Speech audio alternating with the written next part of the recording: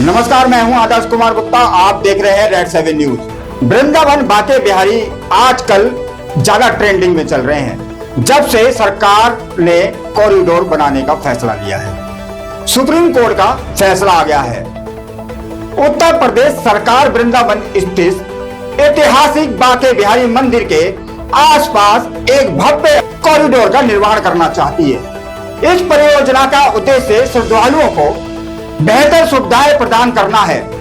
ये परियोजनाएं काशी विश्वनाथ कॉरिडोर की तर्ज पर विकसित की जा रही हैं ताकि हर वर्ष आने वाले भक्तों को दर्शन के दौरान किसी प्रकार की परेशानी ना हो। 15 मई 2025 को सुप्रीम कोर्ट ने उत्तर प्रदेश सरकार को इस परियोजना के लिए मंदिर के फंड का प्रयोग करने की अनुमति दे दी। कोर्ट ने स्पष्ट किया कि अधिग्रस्त की जाने वाली भूमि मंदिर ट्रस्ट या भगवान बांके बिहारी के नाम पर पंजीकृत की जाएगी। ये निर्णय वर्ष 2022 में जन्माष्टमी के दौरान हुए भगदड़ की घटना के मद्देनजर लिया गया है, जिसमें 2 श्रद्धालुओं की मृत्यु भी हो गई। हालांकि इस परियोजना को लेकर गोस्वामी समुदाय, जो पारंपरिक रूप से मंदिर की पूजा अर्चना और सेवा भाव करता आया है, कड़ा विरोध जता रहा है। उनका कहना है कि परियोजना मंदिर की पारंपरिक धार्मिक और संरचना रिवाजों और सेवायुतों के अधिकार को नुकसान पहुंचा सकती है। गोस्वामी सेवायतों ने यहाँ तक चेतावनी दे दी है कि यदि उनको आपत्तियों को नजरअंदाज किया गया तो वह ठाकुर जी की मूर्ति अनंतर स्थानांतरित करने पर मजबूर हो जाए। ठाकुर जी की सेवा पूजा पद्धति में कोई अगर दिक्कत आती है तो हम अपने ठाकुर जी को अपने साथ ले जाएंगे, हम अपना मंदिर दे जाएंगे। ठाकुर जी किसी के बाप के थोड़ी हैं, ठाकुर जी सबके हैं।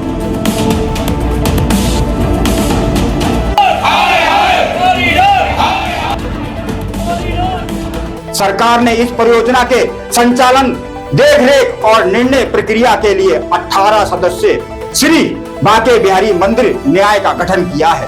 इस ट्रस्ट में 7 पैगण अधिकारी और 11 नामित सदस्य हैं, जिनमें 2 सदस्य गोस्वामी समुदाय से हैं। ट्रस्ट का उद्देश्य मंदिर परिसर में आधुनिक सुविधाएं और निर्माण का संचालन करना है, लेकिन सुप्रीम कोर्ट के निर्णय के खिलाफ मंदिर प्रबंधन समिति ने पुनर्विचार याचिका दाखिल की है। उनका तर्क है कि परियोजना को स्थानीय समुदाय और पारंपरिक सेवायुक्तों की सहमति के बिना आगे बढ़ाया जा रहा है, जिससे धार्मिक पवित्रता और आस्था को ठेस पहुंच रही है। इलाहाबाद हाई कोर्ट ने भी राज्य सरकार से इस परियोजना के अंतर्गत विधिवंश कार्यों को लेकर स्पष्टीकरण मांगा है। इस परियोजना के तहत लगभग 5 एकड़ भूमि का अधिग्रहण किया जाना है, जिसमें करीब 300 मंदिर और आवासीय भवन शामिल हैं। स्थानीय निवासियों और सेवायतों को कहना है कि ये अधिग्रहण उनके पारंपरिक जीवन, धार्मिक विरासत और सामाजिक ताने बाने को तहस नहस कर सकता है। साथ ही उनका यह भी आरोप है मंदिर के फंड का उपयोग बिना उनकी सहमति के किया जा रहा है, जो कि धार्मिक और नैतिक दृष्टि से अनुचित है। इसी के विरोध में गोस्वामी समाज सैकड़ों लोगों ने वृंदावन में धरना प्रदर्शन और सरकार के खिलाफ नारेबाजी करते हुए कॉरिडोर योजना को रद्द करने की मांग की है। मंदिर चाहिए और पैसा चाहिए, हम उनको ये दान देते हैं। हम अपने ठाकुर को लेकर के यहाँ से परिवार समेत जहाँ पे भी हमें जगह मिलेगी, जिस क्षेत्र में, जिस प्रदेश में जगह मिलेगी, हम वहाँ जाएंगे और हम पुनः उस व्यवस्था में लगेंगे। जो अधिग्रहण करने की प्रक्रिया है, इसका विरोध करते हैं। आप जो एक्ट ला रहे हैं उसका विरोध करते हैं। अभी तो ये विरोध है, एक प्रदर्शन है। अगर जोर पड़ी तो अनशन भी करेंगे, लेकिन अपने ठाकुर जी को नहीं छोड़ेंगे और ना कॉरिडोर बनने देंगे, ना बिहारी जी को देंगे। हम सेवायतों ने ठाकुर जी के समक्ष सामूहिक संकल्प लिया है कि मंदिर की परंपराओं की रक्षा के लिए किसी भी हद तक जा सकते हैं।